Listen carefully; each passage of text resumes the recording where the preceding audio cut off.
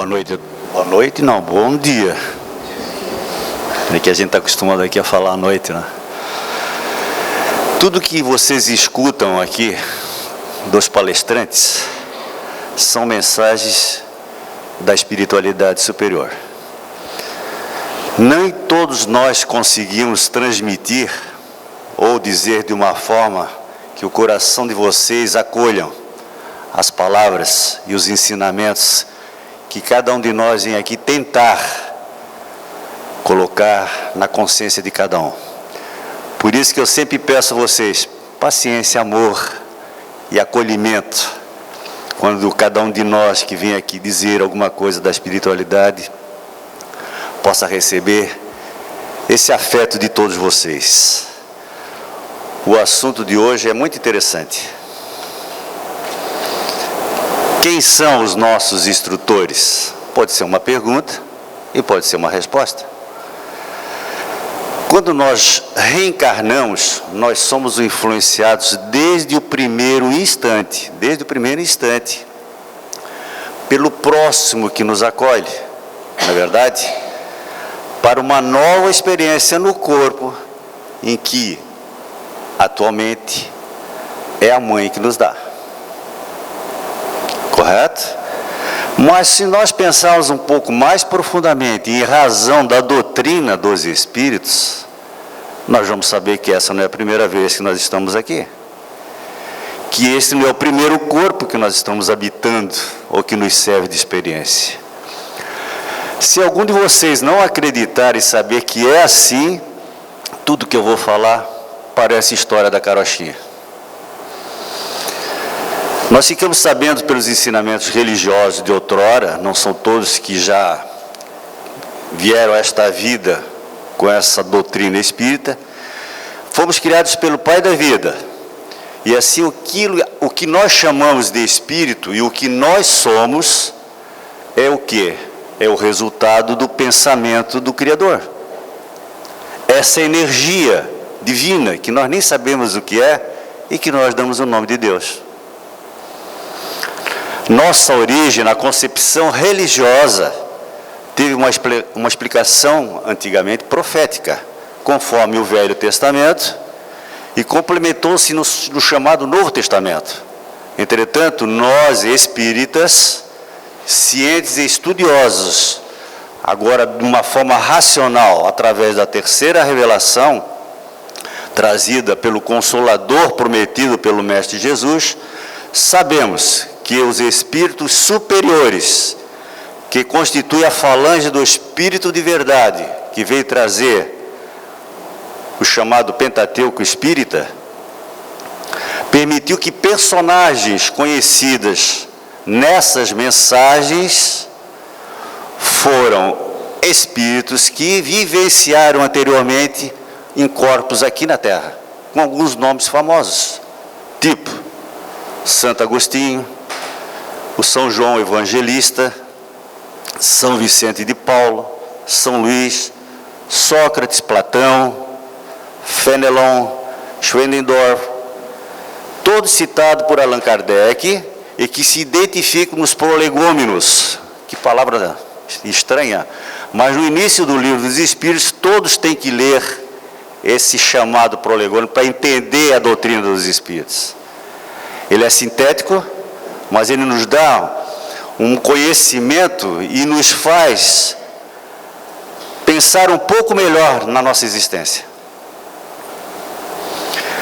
Quando eles retornam nessa falange, não foram espíritos que simplesmente habitaram aqueles corpos inteligentes, geniais, na antiguidade, mas sim já espíritos elevados, alguns gênios, de vidas anteriores, de lugares melhores anteriores.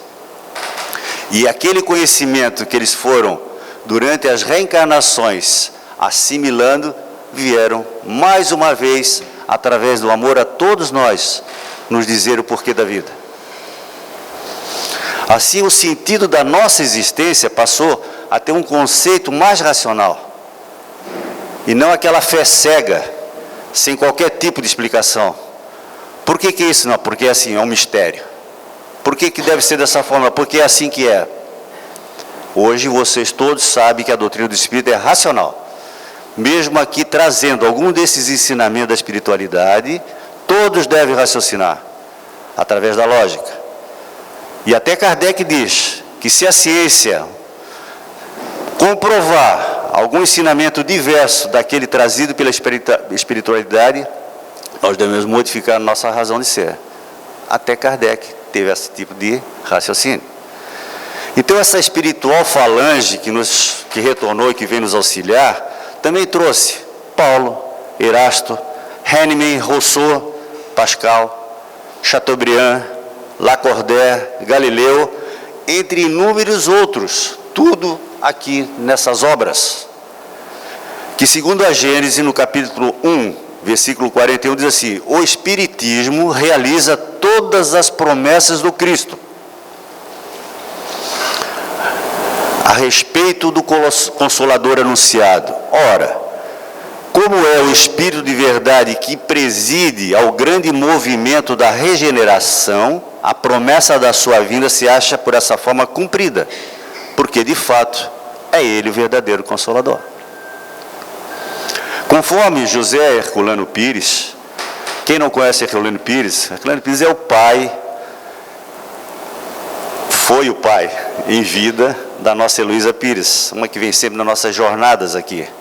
Ele, na época, foi um dos maiores filósofos espírita brasileiro. E ele fala no livro O Espírito e o Tempo. Esse trabalho da espiritualidade foi inspirado e orientado pelas mais elevadas forças espirituais que o nosso mundo já teve a oportunidade de conhecer. E ficamos conhecedores de que a grande maioria foram seres, como eu disse anteriormente, que viveram entre nós em vidas anteriores, como esses de hoje, que nos faz pensar num futuro próximo eles também retornarão. Essa certeza vem se consolidando através dos tempos, muito antes de Jesus. Conforme eu disse, Sócrates e Platão foram anteriormente a Jesus, que através dos seus ensinamentos veio confirmar que quem não nascer de novo não pode ver o reino de Deus. Isso está no Evangelho segundo o Espiritismo, capítulo 4. O que é nascer de novo? É reencarnar. E se nós renascemos, se retornamos, tem que ter uma explicação lógica, não é verdade? Pois Jesus também afirmou que o reino não era deste mundo. Ora, e se conjugarmos a explicação de que seu reino não era deste mundo, e quem não passar pelas experiências físicas, não verá o chamado reino de Deus, e terá certeza de que Ele, o Cristo, habitava essa especial morada, divina até, acima dos nossos sentimentos, da nossa moralidade, mas veio até nós para nos ensinar o que devemos fazer para restaurar a chama divina, que o amor de Deus está em nós e nos criou. Para quê? Para que possamos um dia chegar nesse reino superior. Portanto, a nossa origem, ninguém sabe quando teve início, ninguém sabemos quando começou, mas Jesus também disse uma coisa muito interessante para todos nós: o Espírito sopra onde quer, e tu ouves a sua voz, mas não sabes de onde ele vem, nem para onde ele vai. Assim é todo aquele que é nascido do Espírito. Está em João, capítulo 3, versículo 12. Então a doutrina dos Espíritos, meus irmãos, ela explica que podemos entender essa afirmação do Mestre, de que Deus dá a vida pela sua vontade, mas ela não é criada junto com este corpo que nós já habitamos outros e esse atualmente, consagrando o princípio da pré-existência da alma e a pluralidade das existências. Isso é racional? Não? Nenhum assim? É isso mesmo, se nós raciocinarmos é verdade. Por que sofremos? Porque temos momentos de muita tristeza e de muitas alegrias, pela sorte ou pelo azar. Essas considerações preliminares são para entendermos que todos aqueles que compõem nossas relações de agora estão inseridos no processo de evolução que necessitamos, fazendo parte da nossa vida, não só atualmente, mas em diversas situações do passado, e que conforme as afinidades de agora e de ontem, podem inclusive prorrogar para um futuro que com certeza nós todos teremos que retornar. Nenhum de nós aqui é perfeito na existência dessa terra. Assim nós temos a certeza que não estamos aqui neste planeta pela primeira vez, e os corpos que nos serviram de morada, e hoje nas várias reencarnações, foram utilizados de uma maneira equivocada por todos nós, pois ainda estamos vivenciando uma encarnação num planeta inferior moralmente, apesar da sua beleza natural. É uma terra bonita, que demonstra misericórdia divina, pois a espiritualidade informa que existem lugares ainda piores do que a terra, tanto física como moralmente. A espiritualidade, às vezes, através das suas psicografias, das suas mensagens psicográficas, vem nos dizer que existe planeta que não temos nem ideia do que, como é que é, em que a criatura não consegue nem andar, de tão agarrada que está no solo. E a espiritualidade superior afirma que nós nos tornamos, que após nós nos tornarmos espíritos puros, não necessitaremos mais reencarnar. O que é isso, reencarnar?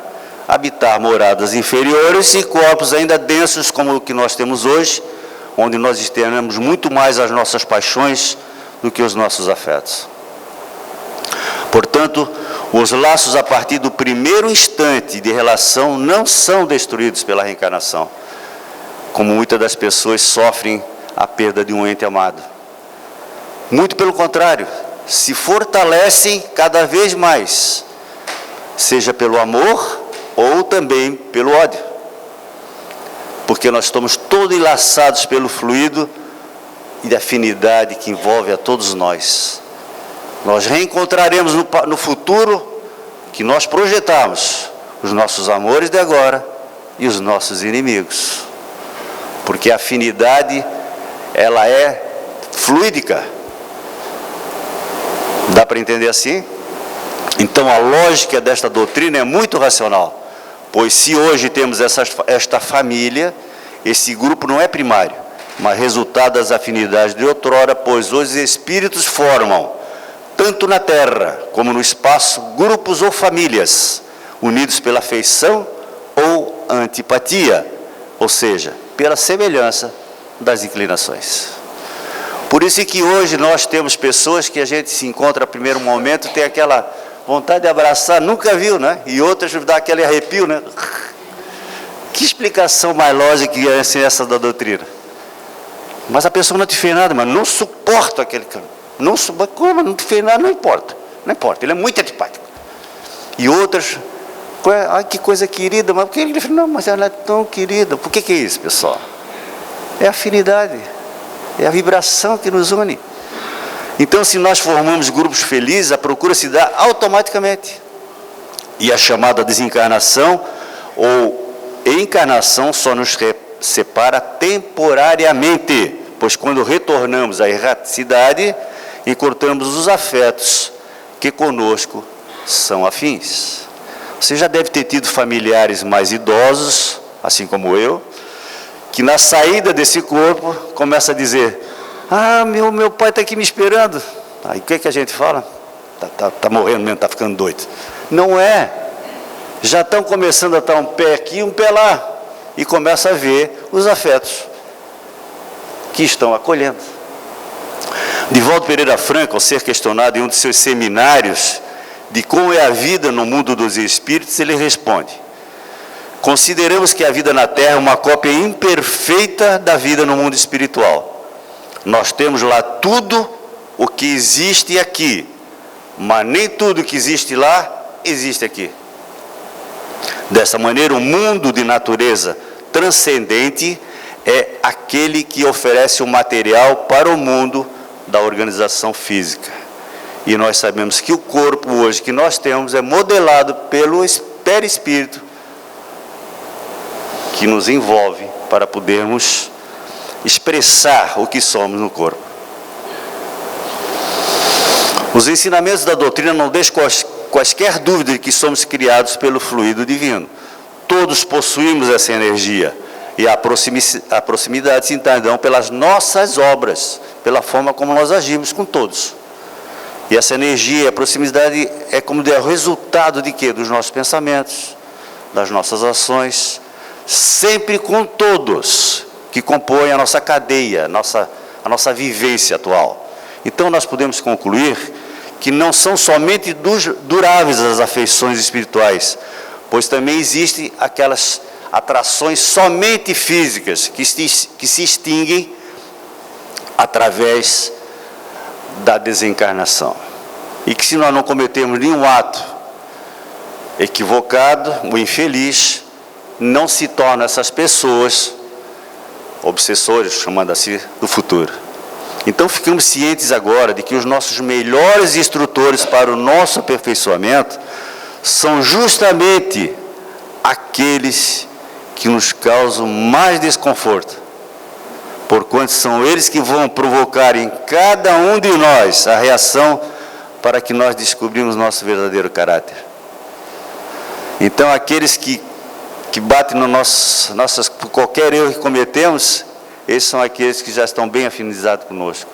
Mas aqueles que qualquer ato que nós praticamos já vem com a crítica, esses aqui vão nos ensinar a ter a paciência e tudo aquilo que eu vou falar daqui a pouco. Então, novamente, nós mencionamos outra resposta de Divaldo, quando ele é perguntado se nós temos algum tipo de anjo de guarda. E ele respondeu, sem dúvida. O que seria de nós se esses espíritos gentis que nos conduzem toda a vida, o anjo da guarda, ou guia espiritual, ou nosso mentor, são espíritos nobres que apadrinham o nosso processo evolutivo e que nos ajudam no transcurso da evolução, e nosso contato com eles se efetiva mentalmente. Mas realmente Joana disse para ele que o guia espiritual do Divaldo seria Jesus. E eu digo, é de todos nós. Ele está acima de todos. Ele é o nosso guia. Ele é o mentor, planejador, e aquele que por amor veio até aqui pessoalmente, vamos dizer, a nos ensinar como fazer a prática real do amor. Não aquele amor condicionado, aquele amor incondicional que nós ainda não sabemos exercitar. Então ele nos deu, Jesus, a melhor lição quando ensinou que através do silêncio interior, orando a Deus, entramos em sintonia com esses espíritos que vieram nos auxiliar, e pela inspiração que nos faz aceitar o próximo como ele é, constituindo-se o instrutor invisível, que também faz entender o afloramento das nossas fraquezas e imperfeições, quando nós reagimos aos atos, às ações daqueles que conosco convivem, em qualquer núcleo, familiar, profissional ou social. Portanto, irmãos, nós estamos na Terra com todos os nossos afetos e desafetos, para compreender o que somos, e as desavenças e confusões do mundo são produtos da nossa pouca evolução moral, pois ainda não aprendemos a suportar as vicissitudes que nos assolam nessa encarnação, acusando o próximo que as perpetra e não entendendo que ela se encontra em nós mesmos. Vamos dar um exemplo bem rápido de casa. O filho. Dependendo do dia que nós estivermos, de moral boa ou não, moral não, de humor bom ou não, o que acontece? Ele diz uma coisa, você não reage. Em outra ocasião, se você não tiver bom humor, o que acontece? Não vou, cada um pensa por si.